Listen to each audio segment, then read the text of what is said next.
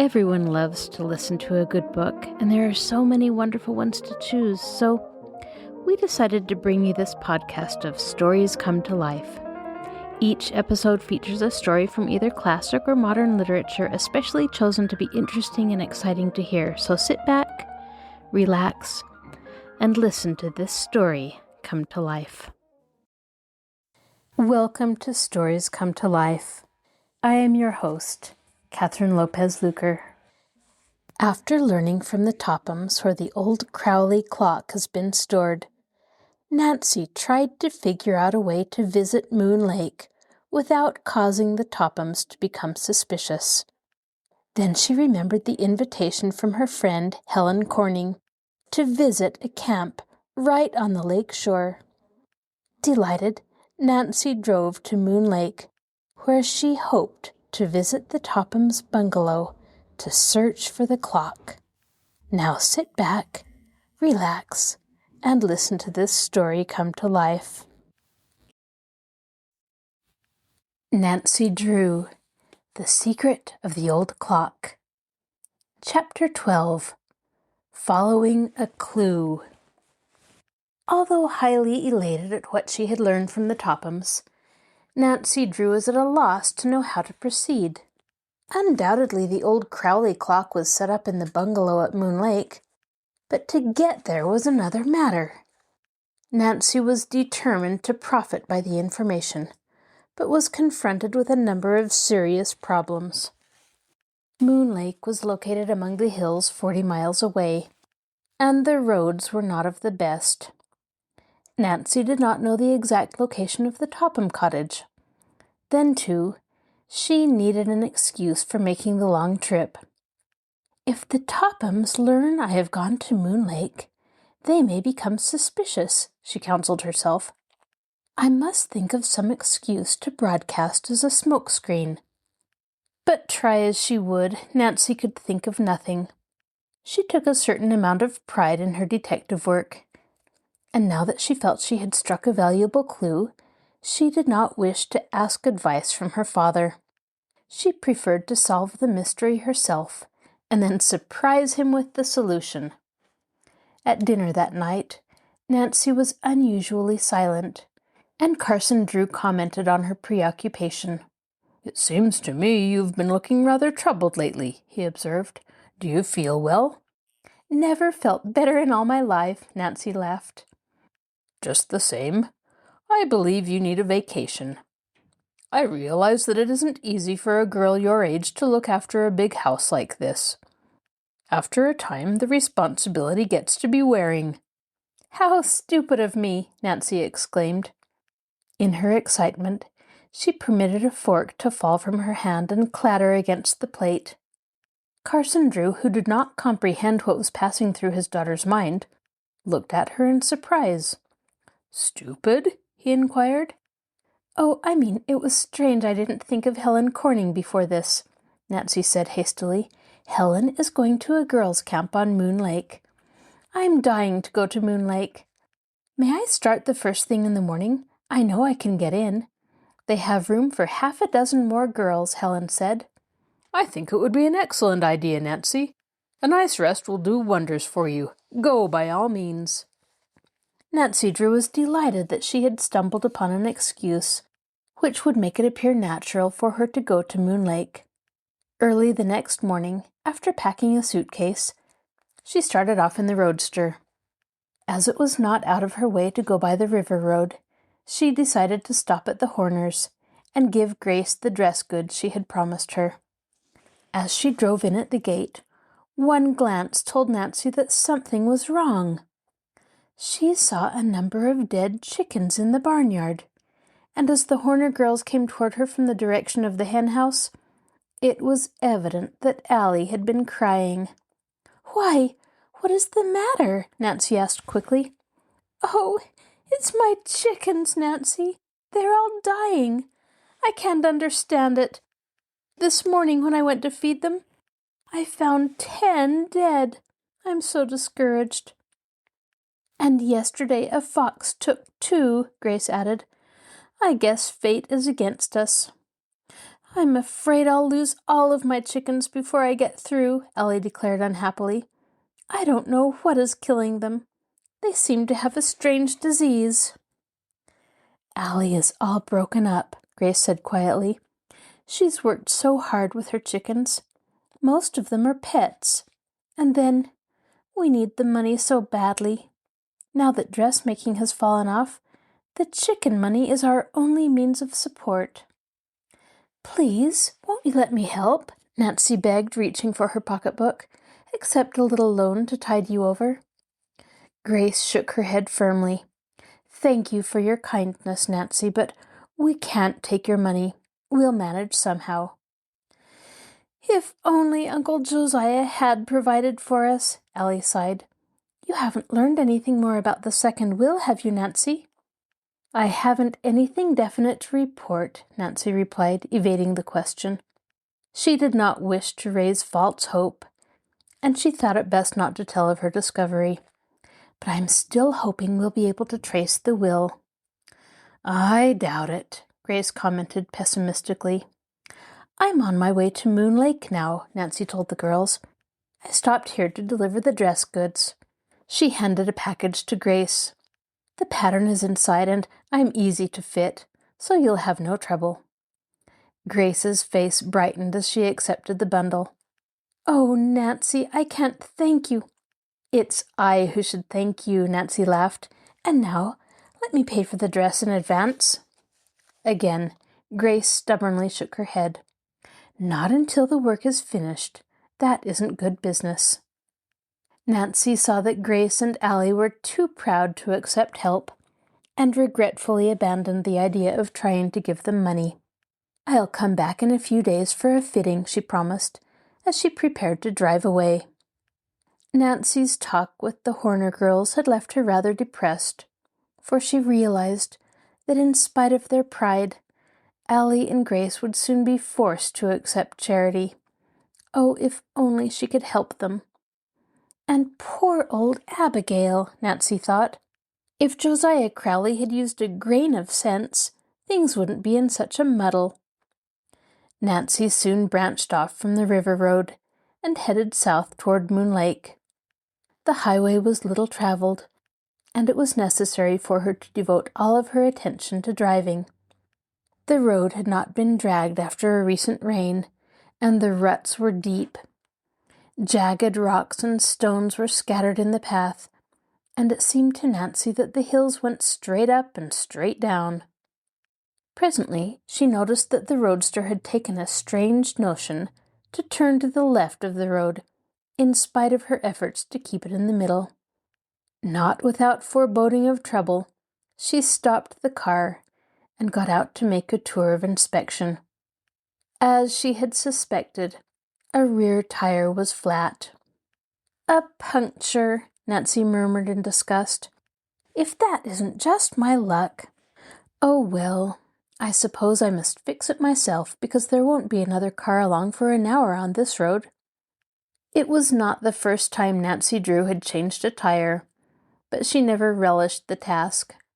Rummaging under the seat, she pulled out the tools and quickly jacked up the rear axle. She loosened the lugs which held the tire in place and tugged at it. Again and again she pulled, but the huge balloon tire could not be budged. Then, as she gave one mighty tug, it came off, and Nancy Drew fell backwards into a sitting posture in the road. Well, it's off anyway, she told herself with satisfaction, as she brushed the dirt from her clothing. It required but a few minutes to put on the spare tire and fasten the old one to the rear of the car. Then, in relief, Nancy started on her way again. But the accident had delayed her nearly an hour. It was after 12 o'clock when at last she came within sight of Camp Avondale, where Helen Corning was staying. Through the tall trees, she caught a glimpse of the long row of shacks and saw smoke rising from the cookhouse. Beyond, the blue lake sparkled and glimmered in the sunlight. As Nancy drove into the camp, a group of girls gathered about the roadster. Helen Corning came running out of a cabin to greet her chum. Girls, it's Nancy Drew, she exclaimed enthusiastically. Now the fun will start. Park your car over there back of the cookhouse, Nancy. Am I too late for dinner? Nancy demanded. I'm nearly starved. You're just in time, Helen assured her. Oh, Nancy, I'm so glad you came. So am I. How long can you stay? Oh, I don't know. Until you get tired of me, probably. Then you'll stay for the rest of the summer, Helen laughed. Nancy was escorted to the main building of the camp, where she met the lady in charge and registered. She is to stay with me, said Helen, and so it was arranged. When the girls walked off, Nancy told Helen about selling the charity dance tickets and gave her the money paid by Mr. Topham. He surely was generous, said Helen in surprise. He did it just to show off, declared Nancy. I'm positive of it.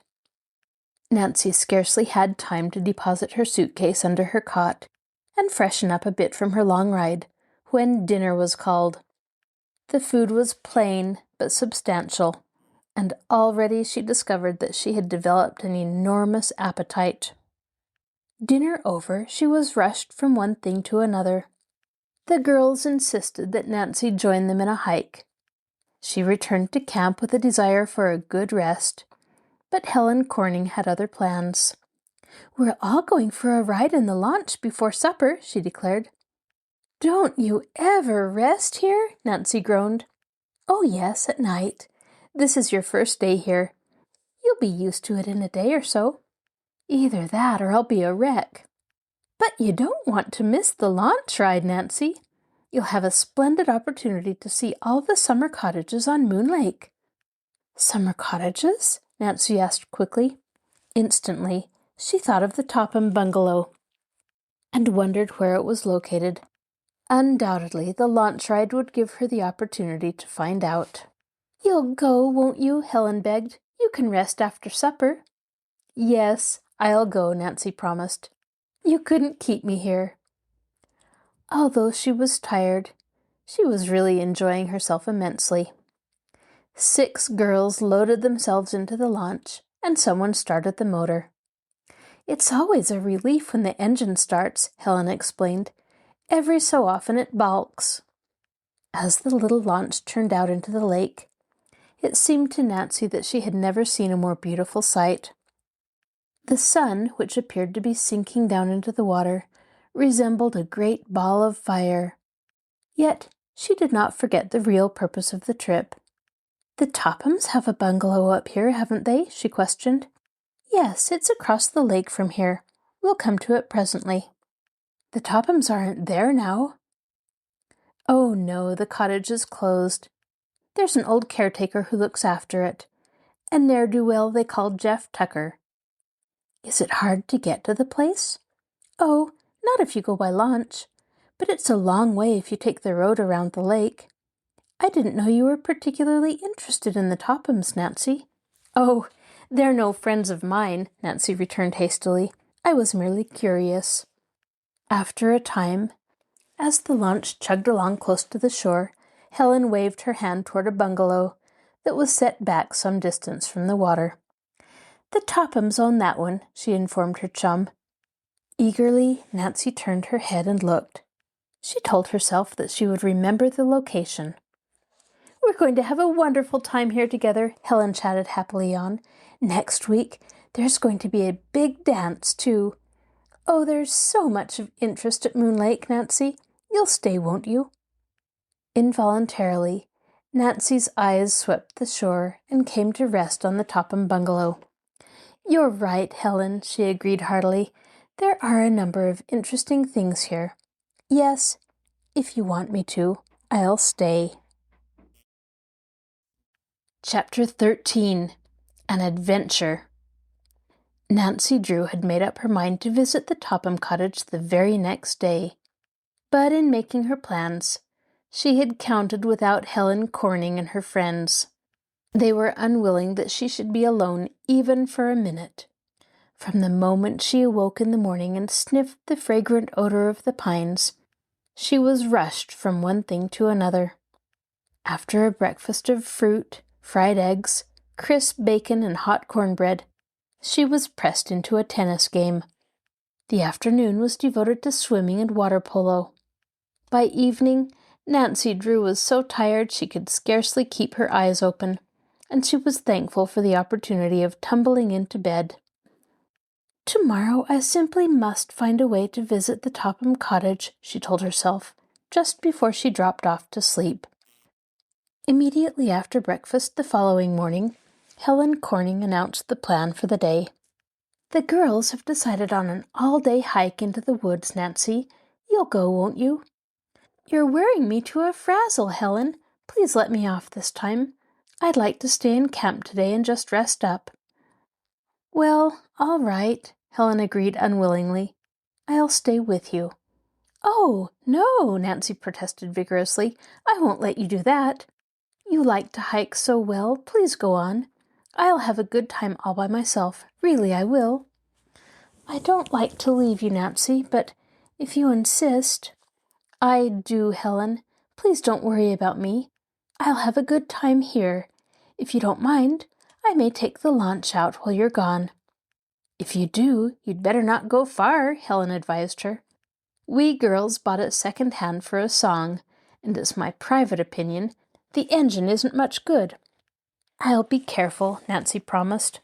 She could scarcely hide her eagerness to be off, but she was forced to wait until Helen and her friends had started on their hike.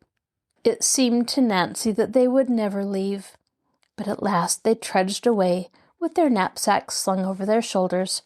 "You'll wish you had gone too," Helen called back over her shoulder. As soon as the girls were out of sight, Nancy hurried down to the launch, which was tied to the dock not far from camp. She examined the engine. She had frequently handled motorboats, but never one of this particular make. "I believe I can manage it all right, if only I can get the engine started," Nancy told herself. She discovered a pin sunk in the rim of a flywheel, and after adjusting other parts, pulled it out rather timidly. She gave the wheel a vigorous turn to the right. She tried again, swinging it farther and snapping back hard. To her delight, the engine began to roar. Cutting down the motor, Nancy steered out into deep water. At first, she followed the shore, but as she became more familiar with the wheel, and as the engine appeared to work perfectly, she headed out into the lake. Nancy experienced a real thrill as the little launch responded to her hand. The lake was as smooth as glass, and there was scarcely a cloud in the sky. As the launch cut through the water, a tiny spray blew in Nancy's face, but she did not mind. Far ahead she could see the opposite shore, and she headed straight for the point where she knew the Topham bungalow was located. "If only the caretaker will let me in when I get there," she thought, as she drew near her objective point. But she was doomed never to reach the opposite shore that day, for, unexpectedly, there was a miss in the steady throb of the engine. The motor gave one long, slow wheeze and died. "Oh, what can have happened to it now?" Nancy cried anxiously. "I can't have run out of gasoline." An examination of the tank revealed that it was nearly full. Nancy studied the engine doubtfully. She had never interested herself in the mechanics of what made wheels go round. "Hateful thing," she murmured. "I believe it stopped on purpose." Too late, Nancy recalled that her chum had warned her about the engine. Now, as she glanced toward shore, she saw no hope of rescue.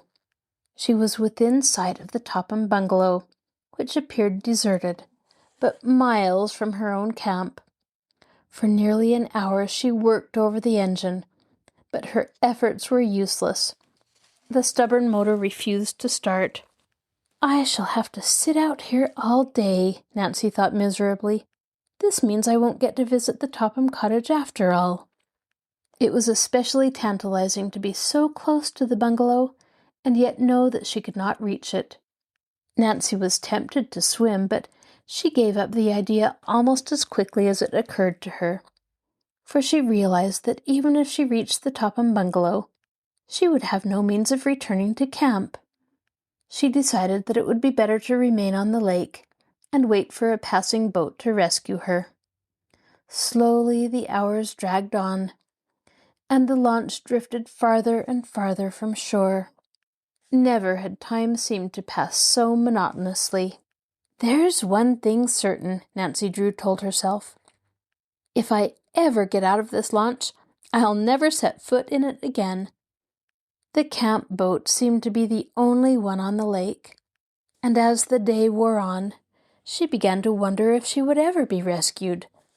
The sun beat down upon her, and with the passing hours, she became hungry as well as uncomfortable. "After today, I'll never have another chance to visit the Topham bungalow alone," she thought. "Helen means well, but she will stay with me every minute. I think the best thing I can do is to tell her that I'm starting for home tomorrow. That is, if I'm ever lucky enough to reach shore. On my way back to River Heights, I'll stop at the Topham cottage.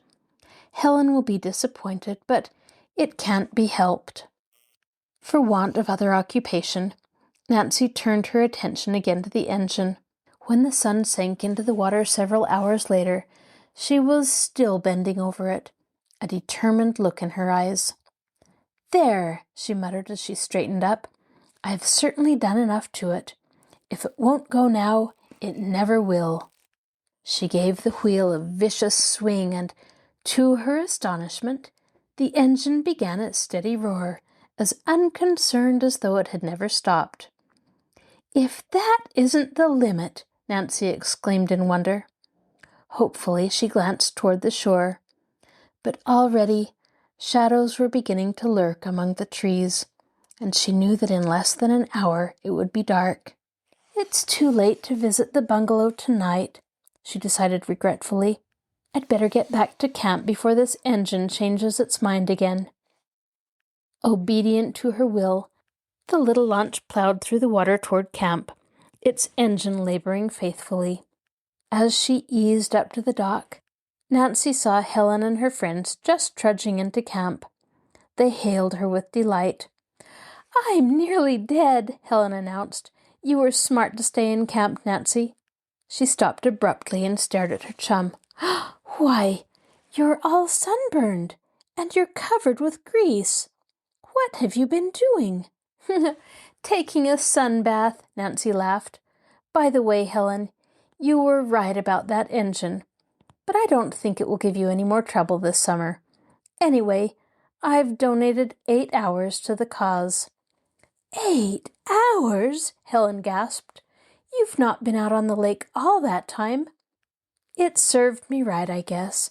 I should have gone on the hike." But while Nancy made light of her adventure, she was disappointed. She had wasted a day, and time was precious. Would she ever reach the Topham bungalow? So far, she had been thwarted at every turn. Chapter 14. An Exciting Discovery. "Nancy Drew, why are you packing that suitcase? You're not leaving camp already." Helen Corning, entering the cabin which she shared with Nancy, stopped in the doorway and stared in amazement at her chum, who was folding wearing apparel carefully into her suitcase. "I'm afraid I must leave this afternoon," Nancy admitted regretfully. "But you've only been here 3 days," Helen protested. "Don't you like the camp?" "Oh, I've had a wonderful time," Nancy cried impulsively, "and the girls have been so nice to me. I'd love to stay, but I can't. There's something important I must attend to at once." "Can't it wait?" "I'm afraid not. I've waited too long already." "But the dance, Nancy, you don't want to miss it." "I don't want to, Helen, but I really must go this afternoon." "I can't understand what's made you change your mind so suddenly." "It was that horrid experience in the launch, wasn't it?" Nancy Drew laughed and shook her head. She could not tell Helen her real reason for departing. So long as she remained at camp, she knew that Helen and her friends would not leave her alone for a minute. It would be impossible to visit the Topham bungalow on the opposite side of the lake without offering explanations, and Nancy was unwilling to disclose the purpose of her trip. In spite of Helen's teasing, she remained firm in her decision to leave camp.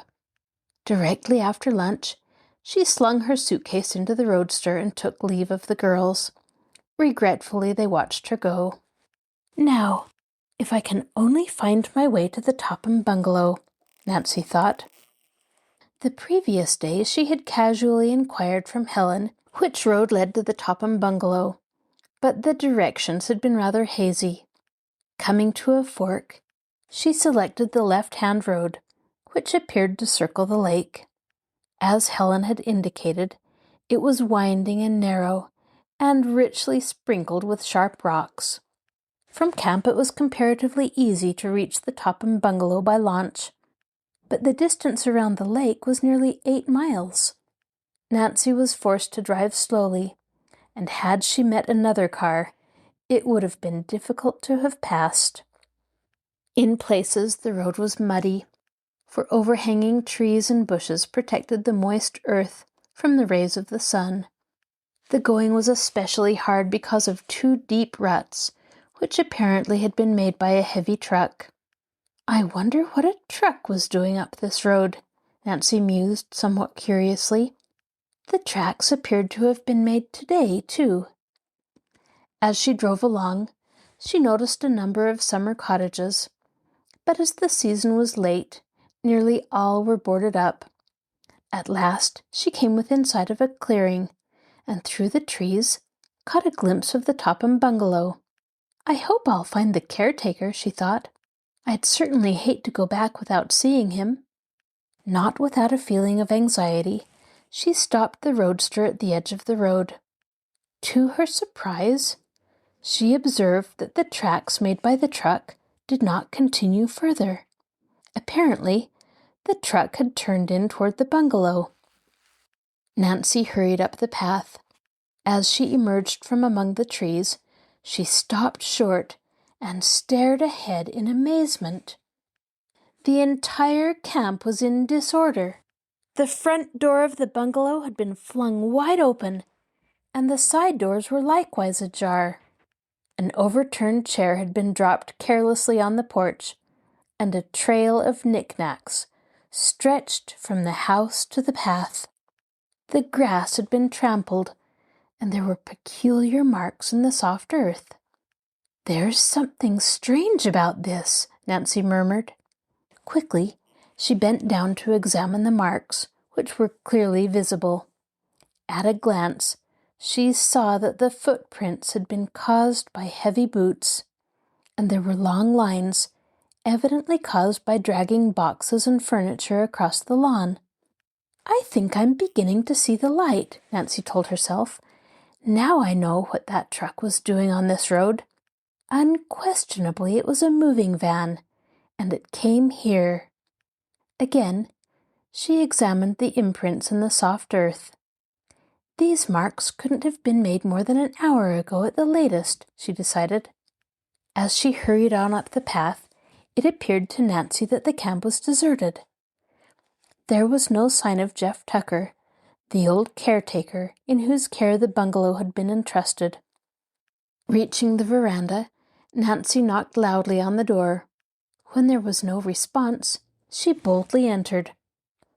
"What can this mean?" she asked herself in dismay as she stared at the sight before her. The living room was in confusion. Save for a few pieces, it was bare of furniture. Even the draperies and curtains had been ripped from their rods. The rugs were missing, as was everything else of value. To Nancy's astonishment, she found that with the exception of one room, the entire house had been ransacked. Only one bedroom had been left practically untouched, and as she stepped into it, she noticed that the rug had been rolled up and securely tied, as though in preparation for moving. As Nancy gazed at the disorder about her, she searched her mind for an explanation. What could it mean? "It looks like a case of ordinary robbery to me," she reasoned.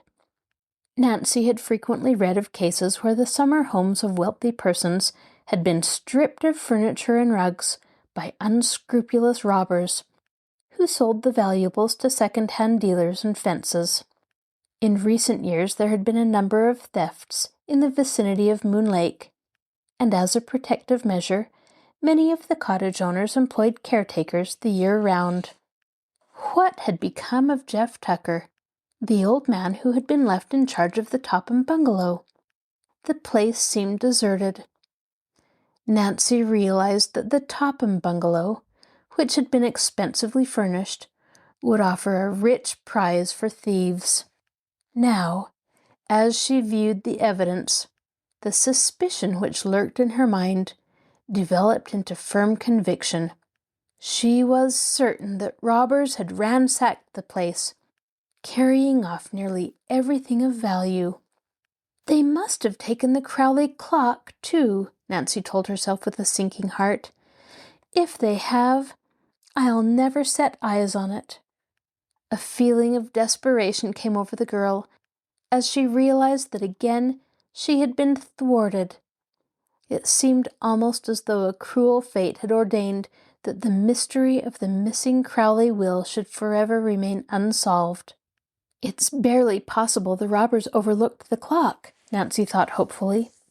She began to look about in nooks and corners of the bungalow. She opened closets and poked about in drawers, but her search was in vain. She found no clock. As Nancy returned to the bedroom, she regarded it meditatively. Why had the robbers left this one room practically untouched? Certainly the furniture was as valuable as that which they had taken. Unquestionably the thieves had intended to strip the room, for they had rolled up the rug. I wonder if they heard me coming and were frightened away, Nancy asked herself. I didn't see a sign of their truck, and yet I'm sure they couldn't have left here many minutes before I arrived. As the thought occurred to her, she glanced uneasily over her shoulder. She realized that she was buried in a wilderness some miles from the nearest house, and the knowledge that unscrupulous men were in the vicinity was anything but reassuring.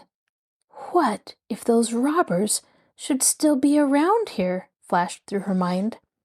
As Nancy Drew listened tensely, the very silence of the empty house was startling. A strange feeling came over her. She could almost sense that someone was watching her every movement. Chapter 15. A Desperate Situation. How silly of me to be afraid, Nancy Drew laughed nervously. Probably there isn't a person within miles of here. As she glanced about the bungalow, it was with relief that she assured herself the place was deserted. Yet, for some reason, she was unable to free herself entirely from the feeling that an unseen danger lurked in wait for her. The very walls seemed to smirk and grimace at her, and there was an ominous something in the air. Now that Nancy felt certain that the Crowley clock had been stolen, she was anxious to get away from the Topham bungalow as quickly as possible. I'll drive to the nearest town and report the robbery to the police, she decided. Those men won't be able to travel very fast with a heavy moving van. There's a chance they may be caught yet. Having made the decision, Nancy moved toward the front door. Passing a window, she chanced to glance out, and what she saw caused her to pause in sheer fright. A heavy-set man with a cap pulled low over his eyes was coming up the path toward the house. For a moment, Nancy Drew was held in a paralysis of fear. She was positive that the man who was coming toward her was one of the members of the robber band. Only an instant did the girl hesitate. Then she turned and ran back into the bedroom. Too late, she saw that she had trapped herself, for this room had no outside door. Nancy started back toward the living room, but before she had taken half a dozen steps, she realized that her escape had been cut off from that direction. The man had reached the veranda steps. Frantically, she glanced about for a hiding place. The bedroom closet offered the only possible refuge, and with scarcely an instant's hesitation, she stepped into it and closed the door behind her. Nancy was not a minute too soon. Scarcely had she shut the door when she heard the heavy tread of a man's hobnail shoes on the floor.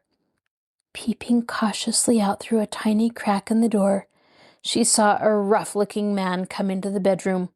His face was cold and cruel. As he turned toward the closet where she huddled, Nancy Drew held her breath, scarcely daring to breathe naturally lest her presence be detected. Apparently the man noticed nothing amiss, for his eyes rested only casually on the closet door.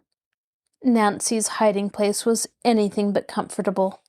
It was dark and musty, and old clothing hung from nails.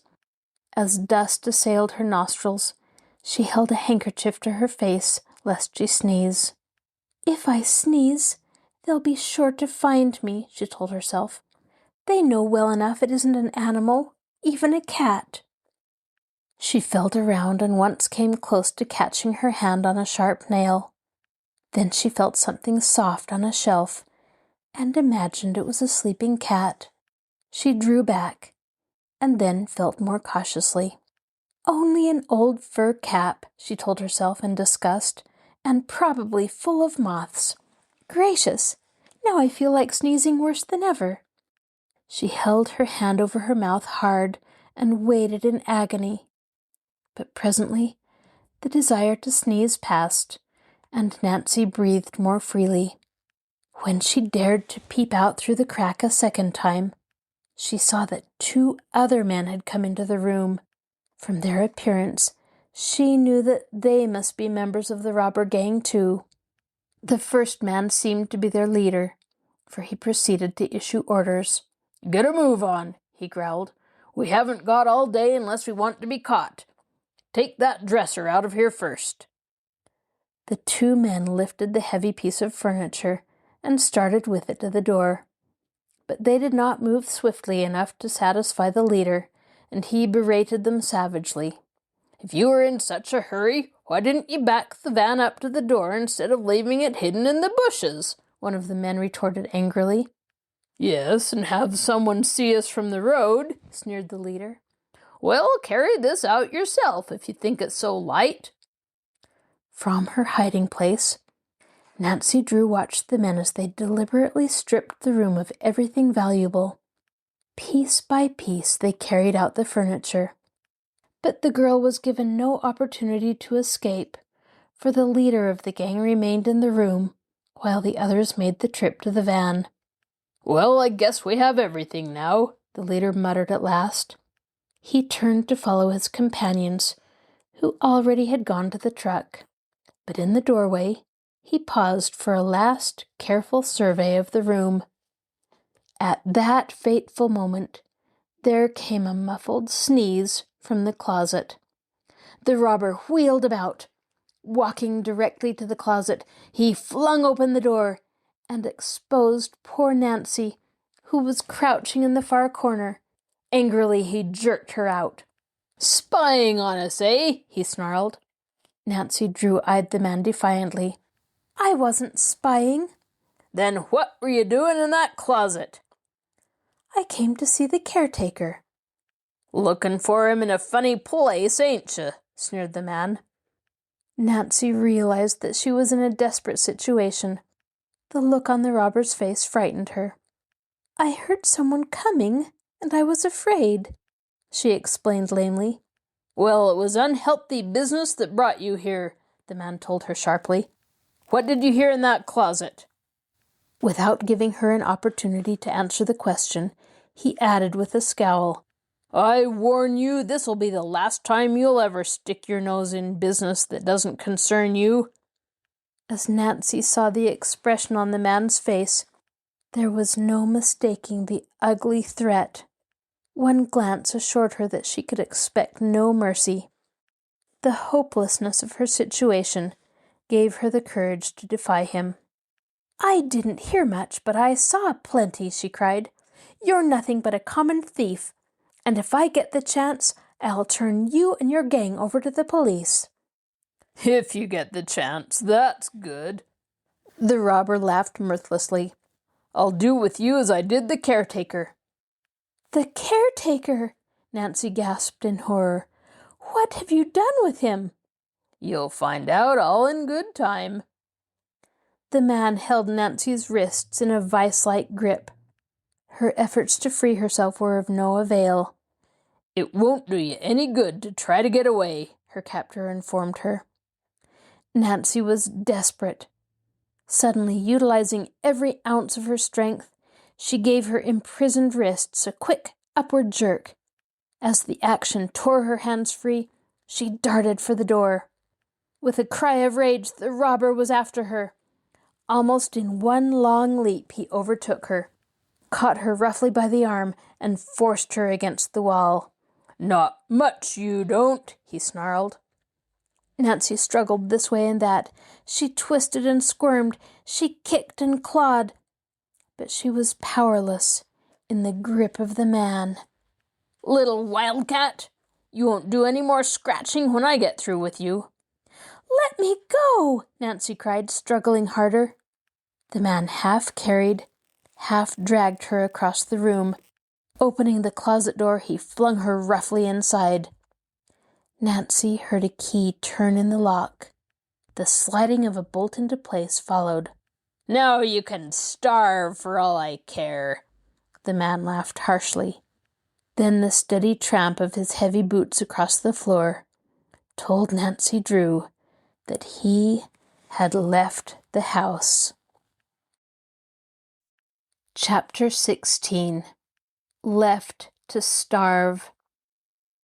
When the sound of the footsteps had died away, Nancy Drew was overcome with panic. A feeling of desperation came over her. She realized that the robber had dared to carry out his ugly threat. He had locked her in the closet and had left her there to starve. At first, Nancy was too frightened to think logically. She beat frantically upon the door with her fists, but the heavy oak panels did not give. "Help! Help!" she screamed. At last, exhausted by her efforts to force the door open, she fell down upon the floor, a dejected, crushed little figure. "Maybe those men will come back later and let me out," she tried to encourage herself. "Surely they can't be so heartless as to leave me here to starve." But even as the thought came to her, she heard the muffled roar of a heavy truck as it passed the Topham bungalow on the way to the road. With a feeling of utter hopelessness, Nancy heard the van depart. She knew for a certainty that the cruel, hardened rascals were indifferent to her plight. They had abandoned her to a horrible fate. The house was as silent as a tomb. Although Nancy had little hope that there was anyone within miles of the cottage, she again raised her voice and shouted for help. Her cries echoed through the empty house and seemed to mock her. "Oh, why didn't I have sense enough to tell Helen Corning where I was going?" she thought miserably. "She believed I was starting for home. The girls will never dream that I came here." And her father thought that she intended to remain at camp for a week. He would not become alarmed over her absence until it was too late. Oh, if only she had never left her home in River Heights. "Someone may find my roadster at the side of the road," Nancy reasoned, "but it isn't very likely. Few persons pass this way so late in the season." And what had become of old Jeff Tucker, the caretaker? Certainly she could expect no aid from that quarter. The robber had hinted that he had done away with the old man, and knowing the character of the rascals, it was impossible not to believe the worst. As the full significance of the situation dawned upon the girl, panic again took possession of her. In a desperate attempt to break down the door, she threw her weight against it again and again. She pounded upon the panels until her fingers were bruised and bleeding. At last she sank down on the floor to rest and tried to force herself to reason calmly. I'm only wasting my strength this way. I must try to think logically. If I don't, I'm lost. Nancy Drew recalled that she had once read that it was possible to pick a lock with a hairpin. Feeling in her hair, she found a heavy wire one and began to work at the lock. But in the darkness, she could not see, and she made little progress. After 15 minutes, she gave up the task in disgust. It's no use, she decided miserably. I'm afraid I'll never get out. She began to think of her father, of Helen Corning, and other dear friends. Would she ever see them again? As despondency claimed Nancy, she was dangerously near tears. Resolutely, she tried to shake off the mood. This will never do, she told herself sternly.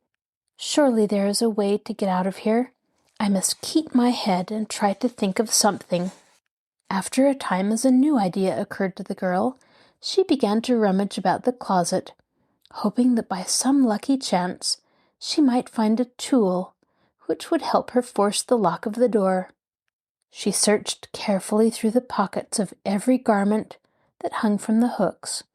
She groped over every inch of the floor. She found nothing of value, and the cloud of dust which was stirred up made breathing more difficult than before. The closet had become uncomfortably warm by this time. Then, unexpectedly, Nancy's head struck something hard. Quickly investigating, she discovered a narrow wooden rod suspended overhead. Evidently it had once been used for dress and coat hangers, as it was fastened to either wall and ran the length of the closet. If I could get that rod down, I might be able to use it to break out a panel of the door, Nancy thought hopefully. It feels strong, and it's about the right size. She tugged at the rod with all her might. To her satisfaction, one side gave. Another hard jerk brought the rod down on her head. To her bitter disappointment, Nancy found as she examined the rod that it was too long to use as a ram. But after a little experimentation, she discovered that she could press it into service as a wedge. Inserting it in the crack between the hinges, she threw all of her weight against the rod. At first, the door did not budge. Archimedes didn't know what he was talking about when he said the world could be moved with a lever, Nancy murmured. I'd like to see him move this door. As she applied steady pressure to the rod a second time, she saw that the hinges were beginning to give. Encouraged, she applied more force. It's coming, she cried. Once more she threw her weight against the rod. A hinge tore from the casing, and the door sagged. It was now easy to insert the wedge, and Nancy knew that success would soon be hers. Then, just as another hinge gave way, she was startled to hear footsteps. Someone came running into the bedroom, and a heavy body hurled itself against the door of the closet. The unexpected action stunned Nancy. Could it be that one of the robbers had heard the noise she had made and had returned to make sure that she did not escape? She discarded the theory as quickly as it came to her. The robbers were far too wise to tarry, once their disgraceful work had been accomplished. Then, too, she had heard their moving van leave. Frantically, Nancy rattled the doorknob. Oh, you're a caged lion this time, A rather unsteady voice remarked. You're one of those tough robber boys, aren't you? Well, you won't get any more pilfering, because I've got you surrounded. Let me out, Nancy pleaded. I'm not a robber. The sound of a feminine voice coming from the closet nonplussed the man. Say, robber, are you imitating a lady's voice to throw me off the scent? If you are, it won't do you any good, 'cause I'm a natural-born, two-legged bloodhound. Nancy thought of a way to convince him. She let go her longest and loudest feminine scream. "Oh, that's enough. Hold your siren, I'll let you out. There isn't a man in this world could make a racket like that. This way out, lady." Expectantly, Nancy waited, but the door did not open. "Oh my," she heard to her horror. "I've gone and misplaced the key." This is your host, Kathryn Lopez Luker. Thank you for joining us for this episode of Stories Come to Life. Be sure to join us next time when we continue to listen to The Secret of the Old Clock. You can find a link to our podcast on the Marshall Public Library webpage, www.marshallpl.org. I'll talk to you again soon.